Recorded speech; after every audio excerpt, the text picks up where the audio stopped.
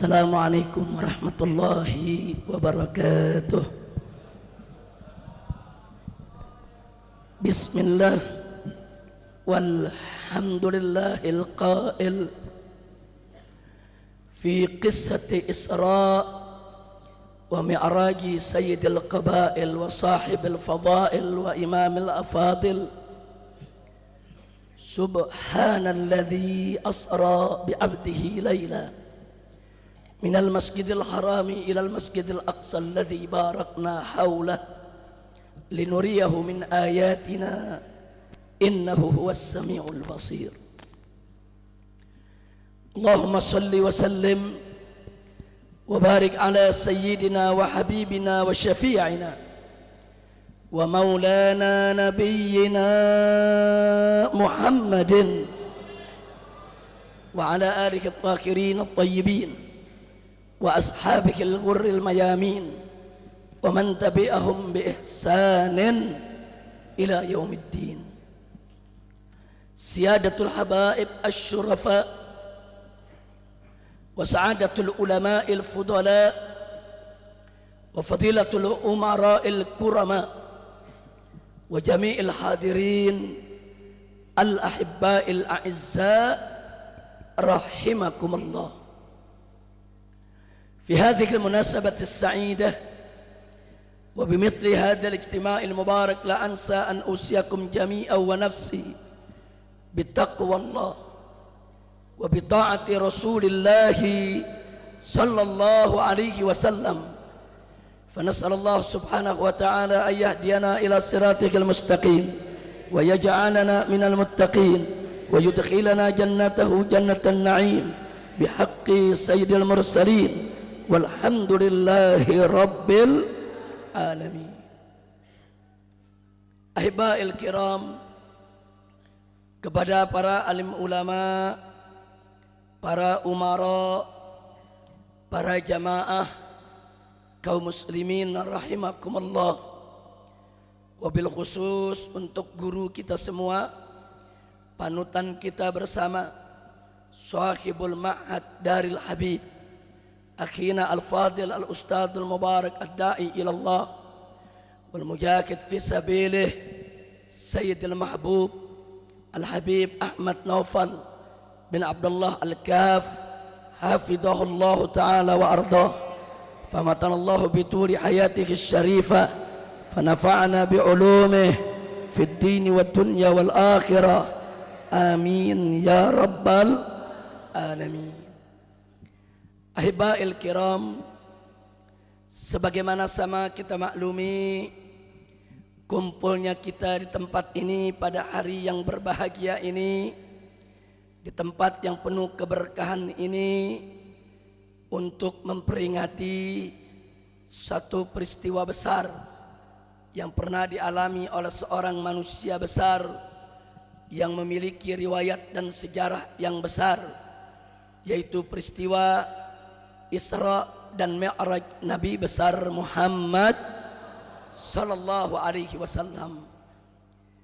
Peristiwa Isra dan Mi'raj merupakan suatu peristiwa yang sulit dicerna oleh akal manusia biasa. Akan tetapi sulit dicerna oleh akal bukan berarti tidak masuk di akal.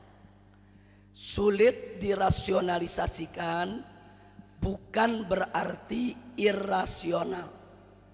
Sulit dicerna oleh akal atau sulit dirasionalisasikan sebab peristiwa Isra dan Mi'raj merupakan satu peristiwa yang suprarasional, yang berada jauh daripada jangkauan akal manusia biasa, sehingga untuk kita bisa menerima, bisa percaya, bisa dengan mudah mempercayai kebenaran peristiwa Isra dan Mi'raj, tidak cukup hanya dengan mengandalkan ilmu dan akal saja.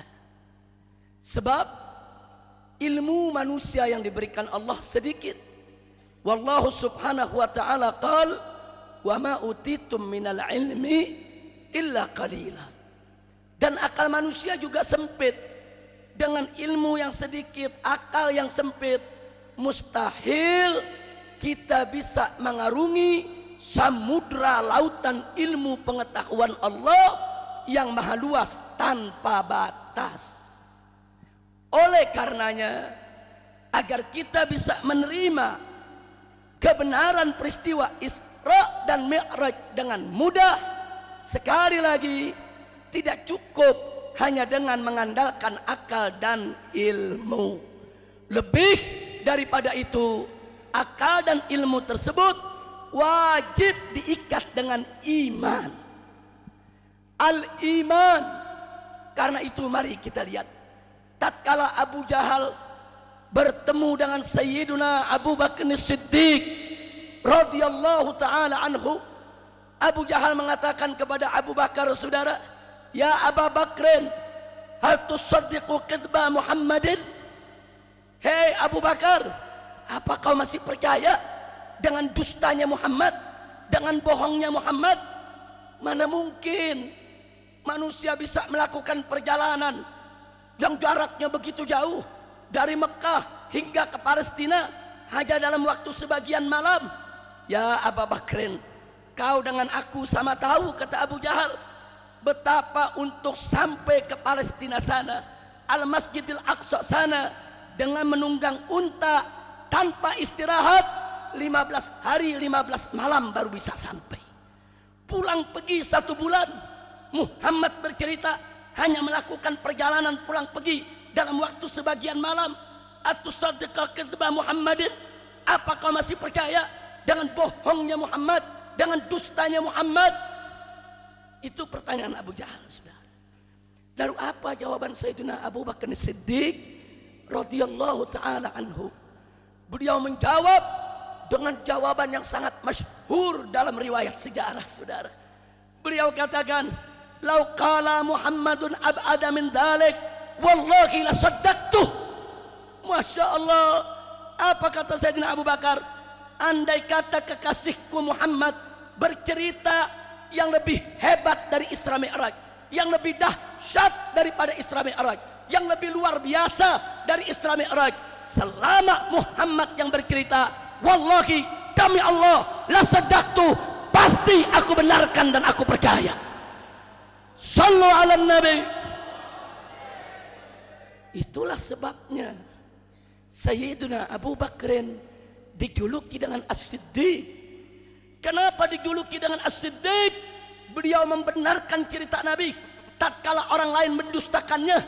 Beliau dengan mudah membenarkan cerita Nabi tatkala orang lain masih mempertanyakannya.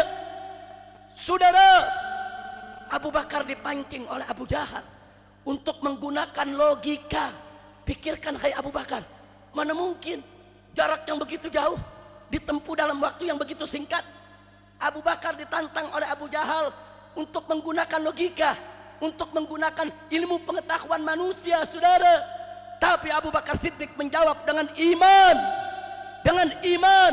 Makanya beliau katakan, jangankan peristiwa Isra Mi'raj, andai kata Nabi bercerita yang lebih hebat, yang lebih luar biasa, yang lebih dahsyat daripada peristiwa Isra Mi'raj, demi Allah niscaya pasti aku percaya. Subhanallah. Ini yang jawab adalah iman. Iman, saudara. Hati-hati, saudara. Iman ini ajaib. Dia bisa menjawab yang akal belum sampai, saudara. Iman ini ajaib. Dia mampu menguraikan, saudara, yang ilmu belum sampai. Saudara, kalau di zaman sekarang orang bercerita dari Mekah sampai Palestina bisa sampai dalam waktu 1 jam, orang nggak kaget, ilmunya sudah sampai, ada pesawat terbang, saudara. Tapi di zaman Nabi 15 abad yang lalu, ilmu itu belum sampai, saudara. Pesawat terbang belum ditemukan, mesin jet belum ditemukan, ilmu manusia belum sampai untuk mengurai perjalanan jauh dalam waktu yang singkat. Karena itu ketika itu logika tidak akan mampu untuk menjawab, ilmu tidak akan mampu untuk menjawab, akal lumpuh untuk menguraikannya. ketika itu yang bisa jawab adalah iman. Masya Allah. Jadi jangan main-main dengan iman, saudara. Amanna billah wa bima jaa anillah ala muradillah wa amanna bi rasulillah wa bima jaa an rasulillah ala muradi rasulillah. Iman ini ajaib, saudara. Nah, karena itu mari kita lihat. Ada Abu Jahal, ada Abu Bakar. Sama-sama Quraisy, sama-sama Arab, sama-sama tokoh masyarakat, sama-sama dikenal kecerdasannya, saudara. Sama-sama pedagang, sama-sama kaya, sama-sama ketemu Nabi, sama-sama kenal Nabi, saudara. Tapi yang menarik, kenapa yang satu percaya dengan cerita Nabi, yang satu tidak percaya dengan cerita Nabi? Sama-sama punya logika, sama-sama punya ilmu. Kuncinya, rahasianya, karena yang satu punya iman, yang satu tidak punya iman, saudara. Maka itu hadirin rahimakumullah, iman ini ajaib. Dan iman ini, saudara, merupakan penuntun akal dan ilmu yang paling luar biasa. Tanpa iman, ilmu dan akal kita bisa liar, saudara. Mari kita lihat sebagai beberapa contoh saja. Saudara, sholat dan puasa sama-sama wajib. Tapi saya mau tanya, dalam rukun Islam, puasa dan sholat, mana yang lebih dulu disebut, saudara? Sholat. Mana lebih utama, puasa dan sholat? Mana lebih tinggi, puasa dan sholat? Sholat lebih tinggi, saudara. Lebih tinggi, lebih wajib, lebih utama. Tapi ada yang menarik. Tatkala seorang wanita haid atau nifas, saudara, haram dia untuk sholat, haram dia untuk puasa.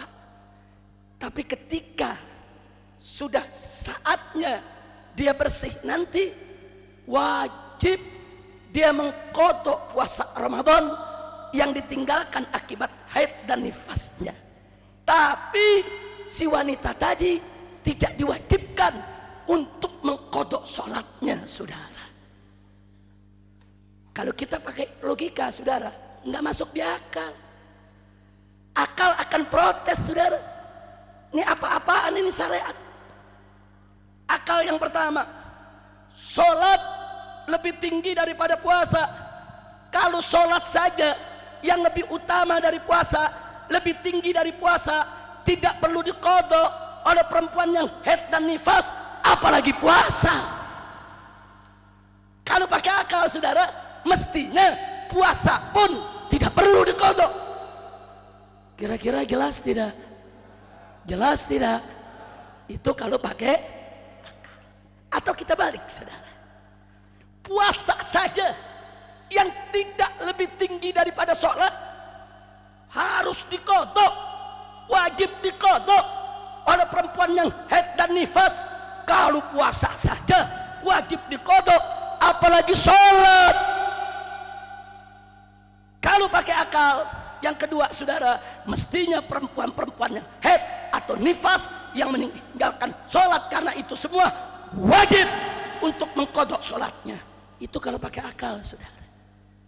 Tapi syariat aturannya lain. Kata syariat, puasanya diqadha, sholatnya enggak diqadha.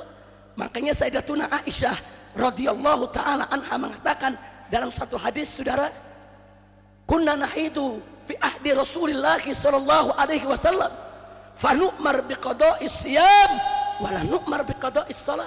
Dulu kami kaum wanita, kata Siti Aisyah, mengalami haid di zaman Nabi.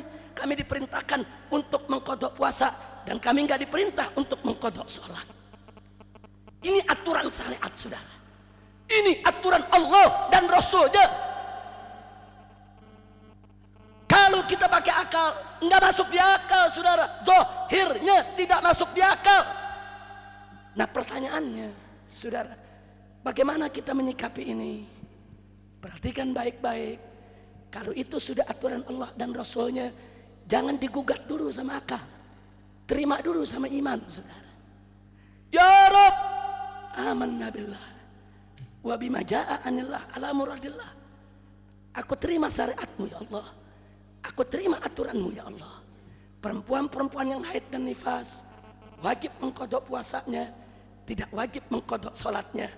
Aku beriman dengan syariatmu ya Allah. Terima dulu pakai iman, jangan digugat dulu sama akal, saudara. Setelah diterima dengan iman, baru akal boleh nanya. Ya Allah, litmi'nanil qulub, untuk menenangkan hati ya Allah. Kenapa begini? Kan sholat lebih utama daripada puasa. Kok puasanya wajib diqodok, sholatnya nggak wajib diqodok? Kenapa ya Allah? Silakan akal kita bertanya, tapi ingat, ikat dulu dengan iman, saudara, supaya akal tidak liar. Ikat dulu dengan iman. Nah, kalau sudah bertanya begitu akal, silakan jawab dengan ilmu, saudara. Ini indahnya manakala akal dan ilmu diikat dengan iman kepada Allah. Apa jawabnya? Ilmu memberikan jawaban kepada akal. Akal dituntun oleh ilmu yang berdasarkan iman untuk mencari jawabannya. Oh iya, puasa itu kan setahun sekali, cuma di bulan Ramadan. Kalau perempuan itu haid umpamanya saudara di bulan Ramadan, katakanlah 7 hari, nanti dia bisa kodok sepanjang tahun. Bisa dikodok di bulan Syawal, bisa di bulan Dzulqa'dah, bisa di bulan Dzulhijjah, bisa di bulan Syawal, bisa di bulan Muharram, Safar, saudara, dan seterusnya sepanjang tahun. Mengkodok 7 hari enggak berat, saudara, ringan untuk wanita. Tapi sholat sehari 5 waktu, saudara. Kalau 7 hari dia enggak sholat, berarti ada 35 waktu yang ditinggalkan. Kalau setiap bulan dia harus mengkodok sholatnya, betapa memberatkan kaum wanita, saudara. Perempuan itu sudah berat. Saat mengalami haid, dia mesti urus darah kotornya, dia mesti membersihkan dirinya. Bahkan berapa banyak perempuan yang ketika haid pusing palanya, sakit perutnya. Makanya rahmatan minallah wa syafaqatan minallah lin nisa, ini rahmat dari Allah untuk kaum wanita. Puasa yang hanya setahun sekali kodok, sedangkan sholat yang setiap hari tidak perlu dikodok. Kenapa? Supaya si perempuan diringankan oleh syariat. Ternyata masuk di akal tidak? Saya mau tanya semua, jawab yang kompak. Masuk di akal tidak? Masuk di akal tidak? Makanya syariat itu jangan digugat dulu pakai akal, saudara. Terima dulu dengan iman. Habis terima dengan iman, pertanyakan dengan akal, jawab dengan ilmu. Insya Allah kita tidak tersesat jalan. Insya. Saya berikan contoh yang kedua, saudara. Air kencing, sepakat ulama najis. Air mani, salah satu qaul dalam madhab Imam Syafi'i, suci, saudara. Dan yang menariknya, keluar kencing yang najis nggak wajib mandi. Keluar mani yang suci wajib mandi. Itu aturan syariat, betul? Betul? Saya mau tanya, keluar air kencing wajib mandi tidak? Wajib mandi tidak? Kalau keluar mani wajib mandi tidak? Aturan syariat, saudara. Jangan digugat sama akal. Ini apa-apaan, ini aturan syariat. Kalau main akal-akalan nggak masuk di akal. Ini yang suci saja air mani keluar wajib mandi. Kalau yang suci saja wajib mandi, mestinya yang najis lebih wajib mandi. Jadi setiap kencing wajib mandi. Sehari 10 kali kencing, 10 kali mandi. Jadi mujair ini. Itu kalau mau pakai logika, saudara. Atau dibalik, saudara. Yang najis saja nggak perlu mandi, apalagi yang suci. Berarti kalau pakai logika, mestinya orang kalau keluar mani tidak perlu mandi. Ngepet sekalian. Kira-kira jelas tidak?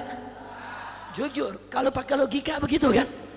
Kalau pakai akal begitu, saudara. Jangan pakai akal dulu, pakai iman dulu. Terima, ya Rabb, aku terima aturanmu. Wahai Nabi, aku terima syariat yang diajarkan olehmu, bahwa keluar air kencing tidak wajib mandi. Keluar air mani wajib mandi, walaupun air kencing najis, sedangkan mani suci, saudara. Aturanmu kami terima. Setelah kita terima dengan iman, akal boleh nanya, silakan. Akal nanya, ya Allah, kenapa yang najis keluar kok nggak wajib mandi? Kenapa yang suci keluar kok wajib mandi, ya Allah? Tanya, nggak apa-apa akal nanya, saudara. Tapi jangan keluar dari ikatan iman. Setelah itu jawablah dengan ilmu. Ilmu akan menuntun akal untuk mencari jawaban. Oh iya, ketemu jawabnya. Yang namanya kencing itu sehari kan berkali-kali. Sehari bisa 5 kali, itu belum yang beser tuh.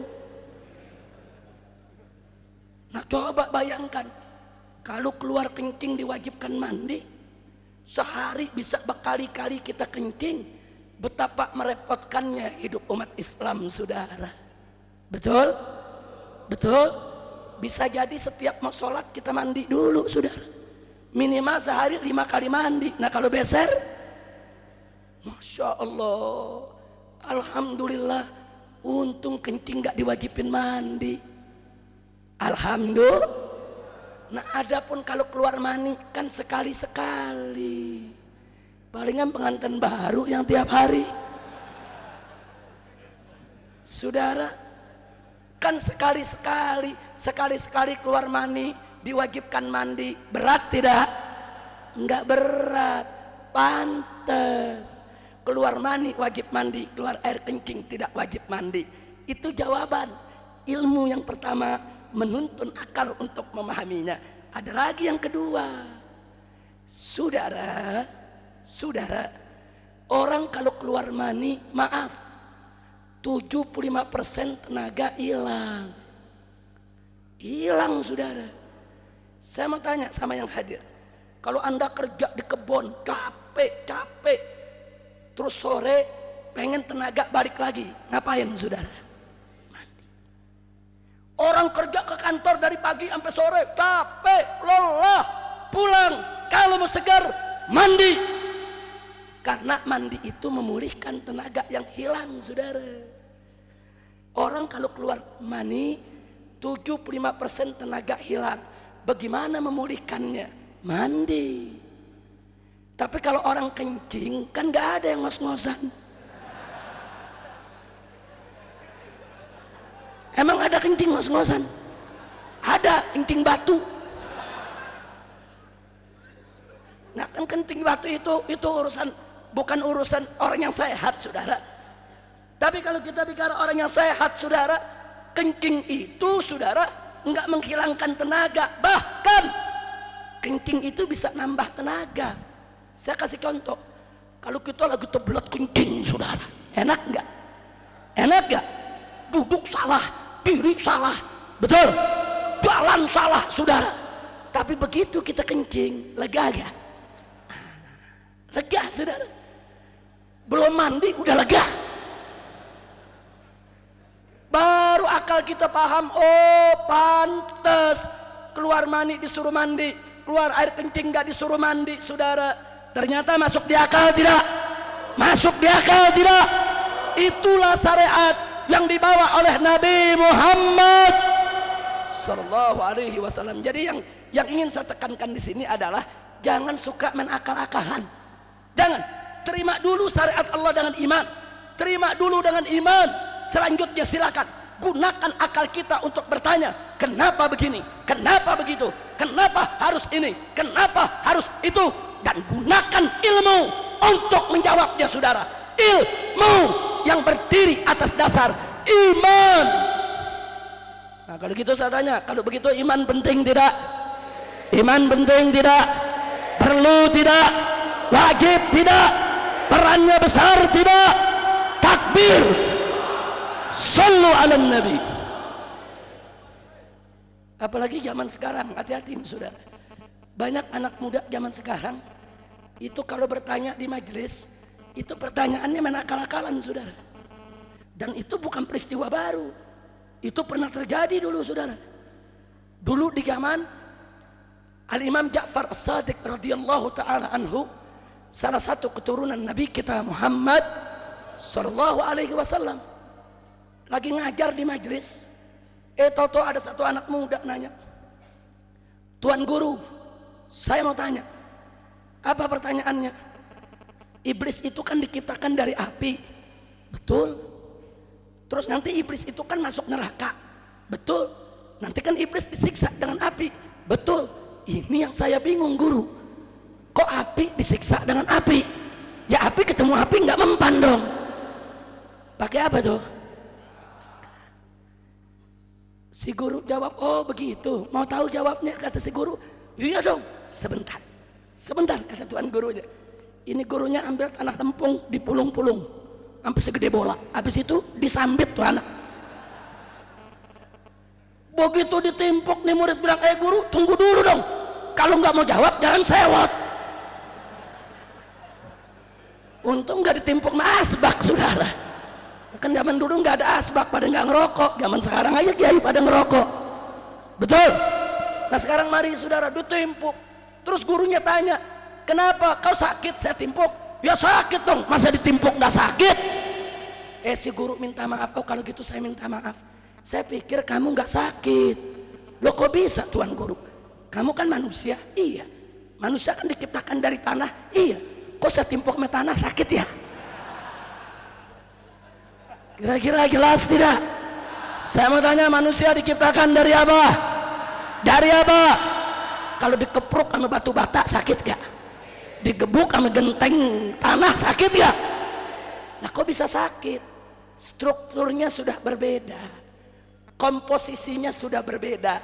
Betul asalnya dari tanah, tapi tanah ini sudah menjadi tulang, menjadi daging, menjadi saraf, menjadi otot, menjadi kulit. Berbeda dengan tanah biasa, sehingga kulit yang kita miliki itu yang mengantarkan rasa sakit dari benda-benda keras yang mengenai kita. Begitu juga iblis. Nggak usah dipikirin saudara, iblis diciptakan dari api, nanti dibakar dengan api, pasti akan merasakan sakitnya. Allah udah atur itu semua saudara, nggak perlu lewat bingung-bingung kita dengan logika, betul? Akhirnya tuh anak muda yang nanya, "Iya ya bener juga." Alhamdulillah. Yang terakhir, tambah satu lagi, boleh? Boleh?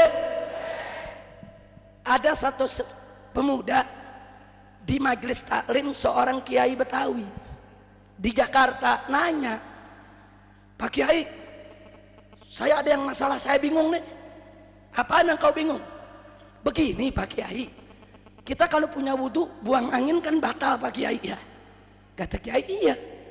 Terus nanti kalau mau sholat mesti wudhu lagi Pak Kiai." "Oh iya dong, harus." Nah terus nanti dalam wudhu itu kan salah satu rukunnya wajib membasuh muka Pak Kiai. "Betul," kata Kiai. "Ini yang saya bingung Pak Kiai." "Lo bingungnya kenapa?" "Yang kentut pantat yang dicuci muka." Ini gimana ceritanya Pak Kiai? Masya Allah, mau tahu jawabnya? Betul? Tuh Kiai santai, tuh Kiai nanya si murid, "Oh begitu, ente mau tahu jawabnya?" "Iya." "Nah tapi begini, ana mau tanya ente dulu, ente kalau buang angin yang malu pantat apa muka?" Si murid jawab, "Ya muka yang malu." "Mangkanya muka lu yang dicuci." Masya Allah, kira-kira jelas gak? Betul, ini jawaban-jawaban kelihatannya ada gurauan, ada candaan, tapi hati-hati, di dalamnya ada ilmu saudara. Sampai tuh anak muda mikir, "Iya ya benar juga, gua kan kalau buang angin masa yang malu pantat, ya yang malu muka." Kira-kira jelas tidak? Nah begitu saya mau tanya semua di sini, kalau begitu ilmu penting tidak? Akal penting tidak? Iman penting tidak?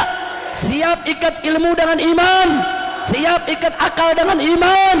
Takbir, sallu ala nabi. Nah, akhirnya saya himbau semua yang ada di sini, khususnya para santri, busra lakum, beruntung bagi para santri yang duduk di pondok-pondok pesantren salafiyah seperti Darul Habib ini saudara. Apalagi di zaman sekarang, coba kita lihat Berapa banyak universitas Islam yang gedungnya megah, yang dosennya lulusan luar negeri, tapi tidak mampu membentengi para mahasiswanya dari ajaran-ajaran yang sesat dan menyesatkan. Saya bisa buktikan, saudara. Anda tahu di Universitas Islam Negeri Sunan Ampel, Surabaya, seorang dokter di kelas, saudara, mengajar para mahasiswa. Apa dia bilang? Hei para mahasiswaku, itu lafzul jalalah Allah, itu suci maknanya. Kemudian diambil selembar kertas. Ini kertas, tidak ada kesucian. Diambil lagi spidol, ini spidol, tidak ada kesucian. Kemudian dia tulis lafzul jalalah, saudara, di atas kertas. Begitu ditulis, ditunjukkan kepada para mahasiswa. Ini hanya sebuah tulisan, maknanya saja yang suci. Ini hanya perpaduan kertas dengan spidol, enggak suci, enggak mulia. Boleh kita remes, dia remes, dia taruh di bawah, dia injak, saudara. Saya tanya, apa di pesantren salafiyah ada guru model begitu? Enggak ada, saudara. Baik, mari kita lihat lagi, saudara. Di IAIN, saudara, Semarang, Jawa Tengah, saudara, ada yang menarik. Seorang mahasiswa pasca sarjana mau ngambil gelar doktor S3, dia bikin karya tulis disertasi.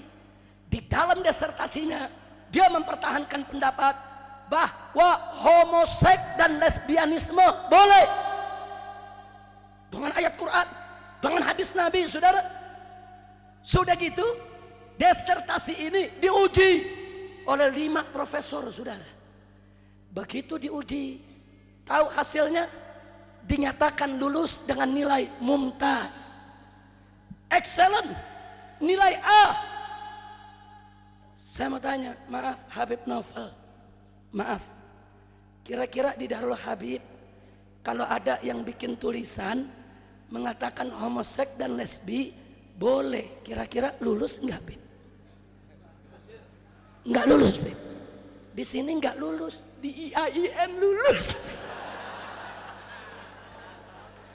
Di sini enggak lulus, bahkan diusir bisa, saudara. Tapi di Universitas Islam lulus dengan nilai A, dengan nilai excellent, dengan nilai mumtaz. Diuji oleh 5 profesor. Profesornya pada gila kali ya. Saya mau tanya jujur, saudara, saya dari semenjak kecil sampai gini hari nih, saya nggak pernah lihat ayam jago kawin sama ayam jago. Saya nggak tahu santri di sini pernah lihat ayam jago kawin sama ayam jago? Pernah lihat gak? Ayam nggak punya akal, tahu? Jago nggak boleh nyodok jago. Ayam.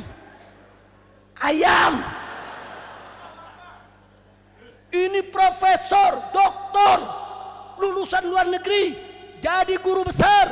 Salah satunya, saudara, menjadi Dewan Pakar Kementerian Agama Republik Indonesia tingkat pusat, saudara. Dia bolehkan? Nah, jadi saya mau tanya, ayam, jago sama jago nggak mau. Profesor bilang jago sama jago boleh. Pertanyaan saya, ini yang binatang yang mana? Yang binatang yang mana? Yang binatang yang mana? Ya ayam binatang juga. Kira-kira jelas tidak? Saudara, ini saya hanya ingin membuktikan Anda beruntung. Di pondok pesantren, akidah Anda dijaga, syariat Anda dijaga, akhlak Anda dijaga oleh guru-guru kita. Nggak ada pendapat-pendapat ngawur macam itu. Betul? Betul? Satu lagi, saudara, di Universitas Islam Negeri Syarif Hidayatullah Jakarta, itu banyak anak-anak fakultas filsafat yang udah nggak sholat, saudara. Kita tanya, kenapa kau nggak sholat? Oh, ini kata dosen kami. Bagaimana maksudnya? Ya kan Allah berfirman dalam Al-Quran, kata Allah, wa'bud rabbaka hatta ya'tiyakal yakin. Sembahlah Tuhanmu sampai datang kepada kamu yakin. Jadi menurut dosen saya, kita disuruh sholat sampai yakin. Kalau udah yakin nggak perlu sholat. tanya, nah itu umat Islam yang di luar pada sholat, ya karena mereka belum yakin. Saya mau tanya, yang hadir di sini sholat gak? Sholat gak? Karena belum yakin.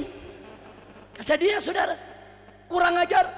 Padahal kata al-yakin di ayat tersebut, sepakat para ahli tafsir, al-murad bil yakin al-maut. Yang dimaksud dengan yakin adalah kematian. Wa'bud rabbaka hatta ya'tiyakal yakin. Sembahlah Tuhanmu sampai datang kematian kepadamu. Kenapa kematian disebut oleh Allah dengan al-yakin? Satu, karena manusia manapun yang beriman maupun kafir sama-sama yakin yang namanya kematian pasti datang, saudara. Makanya disebut al-yakin. Yang kedua, kenapa disebut al-yakin? Karena manusia manapun yang beriman ataupun yang tidak beriman, begitu dia mati masuk ke liang kuburnya, yang tadinya gak percaya ada siksa kubur jadi yakin, saudara. Yang tadinya tidak percaya ada surga dan neraka menjadi percaya. Yang tadinya tidak percaya adanya Allah menjadi percaya. Ya, kematian membuka semua tabir keraguan, saudara. Tapi sayang sih, kita sayang, keyakinan yang datang setelah kematian la yanfa, saudara. Enggak manfaat, saudara. Kira-kira jelas tidak? Jelas tidak? Berarti saya tanya, ini Universitas Islam Negeri di Indonesia banyak yang ngaco tidak? Banyak yang ngawur tidak? Nah, di pesantren-pesantren salafiyah ada yang model begitu? Ada. Maka itu pondok pesantren belum ada yang bisa menandingi, saudara. Perannya, urgensinya, importansinya, kontribusinya kepada negara Republik ini belum ada yang menandingi, saudara. Jangan pandang rendah yang namanya pondok pesantren, saudara. Tapi hati-hati, banyak orang gak suka dengan pondok pesantren, dia sebar fitnah, saudara. Apa dia bilang? Jangan masuk pondok pesantren, masa depan suram. Ada gak yang ngomong begitu? Ada tidak? Fitnah. Ini fitnah, saudara, untuk menjauhkan masyarakat daripada pondok pesantren. Justru pondok pesantren masa depan kita cerah, masa depan dunia dan akhirat. Betul. Ada lagi yang kedua, jangan masuk pesantren, ada ilmu nahu, ntar gila ente. Belajar ilmu nahu dibilang gila. Saya dari kecil sampai sekarang belajar nahu nggak gila-gila. Ini Habib belajar ilmu nahu nggak ada yang gila. Betul. Betul. Berarti fitnah tidak? Fitnah tidak? Ada lagi yang ketiga, hati-hati, jangan mau masuk pondok pesantren. Kenapa? Anak buangan. Ente dibuang sama orang tua. Nastaghfirullahaladzim. Saudara, justru orang tua yang menempatkan anak jadi pondok-pondok pesantren itu orang tua cerdas, itu orang tua bertanggung jawab. Dia tahu dirinya lemah, dia tidak bisa didik anaknya, dan dia nanti bertanggung jawab di hadapan Allah. Dia titip kepada orang yang mampu untuk mendidik anaknya. Dia titip ke Habib, dia titip ke Kiai, dia titip ke ulama. Berarti orang tua tersebut bagus tidak? Cerdas tidak? Tanggung jawab tidak? Ini orang-orang yang ngomong begini supaya anak-anak gak mau masuk pesantren. Yang paling akhir, ini paling berbahaya. Awas, jangan masuk pesantren, sarang teroris. Ada gak yang begitu? Ada gak yang begitu? Ngomong sembarangan sarang teroris, saudara. Kalaupun ada oknum-oknum yang melakukan tindak terorisme pernah masuk pondok pesantren, jangan dipukul rata pondok pesantren dibilang sarang teroris. Betul? Betul? Ekonom-ekonom Indonesia, pejabat-pejabat Indonesia, teknisi-teknisi Indonesia, saudara, banyak lulusan ITB, banyak lulusan UI. Saya mau tanya, banyak gak yang jadi koruptor? Banyak gak yang jadi koruptor? Apa boleh kita bilang UI sarang koruptor? Apa boleh kita bilang ITB sarang koruptor? Nggak bisa. Itu oknumnya yang nggak benar. Betul? Betul? Nama gitu saya tanya sekali lagi sebelum saya akhiri semua, kalau gitu masuk pondok pesantren bagus tidak? Beruntung tidak? Nikmat tidak? Siap belajar di pesantren? Siap tekun menuntut ilmu? Takbir! Takbir! Saudara, setelah panjang lebar saya sampaikan apa yang mesti disampaikan, saya teringat sesuatu. Saya minta maaf Habib Novel, mungkin hanya ada sedikit ingin memberikan peringatan kepada para santri. Tolong catat, Kedutaan Besar Saudi sejak awal 80-an membagi-bagi beasiswa kepada ribuan pelajar Indonesia. Saya termasuk salah satu yang mendapatkan beasiswa tersebut. Mereka masuk universitas-universitas di Saudi. Kita berterima kasih. Saudi memberikan beasiswa, tapi hati-hati. Berapa banyak saudara? 80% dari para pelajar Indonesia yang dididik di universitas-universitas mereka didoktrin dengan doktrin Wahabi. Dan begitu pulang ke negerinya diberikan tugas untuk mewahabikan Indonesia. Hati-hati, sebentar lagi 1001 doktor Wahabi akan pulang ke Indonesia untuk membawa misi mewahabikan Nusantara. Dan di tahun-tahun yang sama, Kedutaan Besar Iran di Jakarta, saudara, membagi-bagi beasiswa kepada ribuan pelajar Indonesia. Di sana mereka belajar di hauzah-hauzah. Kalau kayak kita hauzah itu pesantren, saudara. Tapi ada program S1, S2, S3, saudara. Mereka dididik. Ya, kita terima kasih. Beasiswa dari negeri lain, saudara. Tapi sayang sejuta sayang, 99% para pelajar kita yang dikirim ke Iran disiahkan. Dan besok mereka pulang, mereka akan bawa misi mensiahkan Indonesia. Dan sebelum Saudi, sebelum Iran, di tahun 70-an saudara, negara-negara Eropa dan Amerika membagi-bagikan beasiswa. Banyak anak-anak kiai ditarik untuk belajar di Amerika, belajar di Sorbonne Prancis, belajar di mana-mana saudara. Ya, mereka diliberalkan. Besok mereka datang punya visi, misi meliberalkan Indonesia. Pertanyaan saya, sebentar lagi 1001 doktor Wahabi masuk Indonesia, 1001 doktor Syiah masuk Indonesia, 1001 doktor liberal masuk Indonesia. Mereka datang sebagai cendekiawan, sebagai ilmuwan, sebagai doktor. Saudara, mereka masuk ke kampus-kampus untuk jadi dosen. Mereka masuk ke kementerian-kementerian untuk menjadi penasehat para pejabat, saudara. Mereka masuk ke partai-partai, saudara. Mereka masuk ke legislatif, yudikatif, eksekutif. Makanya jangan kaget. Kurikulum madrasah tsanawiyah yang disebarkan di seluruh Indonesia, akidah yang diajarkan adalah akidah sulasiyah, trilogi tauhid, akidahnya Wahabi. Dari mana akidah Wahabi bisa masuk kurikulum, saudara? Kemana menteri kita? Kemana majelis ulama kita? Kemana ajaran-ajaran Wahabi masuk dalam kurikulum? Insya Allah, hati-hati saudara. Apalagi ajaran liberal. Dari mulai buku SD, di buku Pancasila dan pendidikan keluarga negara, di situ ditulis semua agama sama.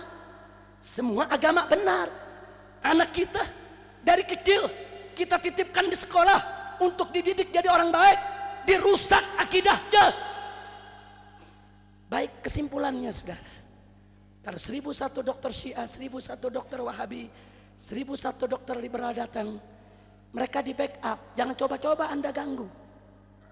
Yang Wahabi didukung oleh pemerintah Saudi, yang dari Syiah didukung oleh Iran, yang liberal didukung oleh Amerika dan Eropa. Mereka dibayar besar-besaran, jutaan dolar saudara, untuk membangun lembaga-lembaga mereka. Pertanyaan saya, kita Ahlus Sunnah sudah siapkan apa untuk menghadapi mereka? Udah apa yang kita siapkan saudara? Maka itu saya minta santri-santri Darul Habib, jangan sia-siakan waktumu. Belajar dengan Habib Ahmad Naufal. Segala ilmu yang beliau berikan, pelajari, ambil. Saat ini jangan pikirkan dulu yang ada di luar sana. Tapi besok begitu kau keluar lulus dari Darul Habib, terjun ke masyarakat, kau akan berhadapan langsung dengan dai-dai Wahabi, dai-dai Syiah, dai-dai liberal. Kalau kalian tidak belajar dengan sungguh-sungguh dari sekarang untuk membekali diri dengan iman, dengan takwa, dengan ilmu, kita akan dilibas oleh mereka. Maka itu para santri, jangan main-main. Belajar yang serius, belajar yang betul. Tunjukkan khidmah kita kepada guru. Guru mengajar dengan ikhlas dan cinta. Kalian belajar dengan ikhlas dan mahabbah. Insya Allah Allah memberkahi kita semua. Dan semoga Allah memberikan kemenangan kepada kita. Nah ini, jadi saya nggak mau bahas panjang lebar saudara. Saya hanya sekedar memberikan indar, tambih, hati-hati saudara. Hati-hati, tantangan ke depan berat. Pantas Sayyidina Ali pernah mengatakan, alimu auladakum fa innahum makhlukun li zamani ghairi zamanikum. Ajarkan dengan betul anak-anakmu, karena mereka makhluk diciptakan Allah untuk menghadapi tantangan yang zaman yang bukan zaman kamu. Itu saja yang mau saya sampaikan. Mudah-mudahan para santri semakin semangat untuk belajar. Para santri diberkahi oleh Allah Subhanahu wa taala. Kita doakan Habib Ahmad Naufal bin Abdullah Al-Kaf panjang umur dalam taat dan ibadah, dalam sehat wal afiat, diberkahi umurnya, diberkahi ilmunya, diberkahi keluarganya, diberkahi pesantrennya, diberkahi santri-santrinya. Ala hadhihi niyat wa likulli niyatin salihah wa ila hadratin nabiyil mustafa sallallahu alaihi wasallam. Al-Fatihah.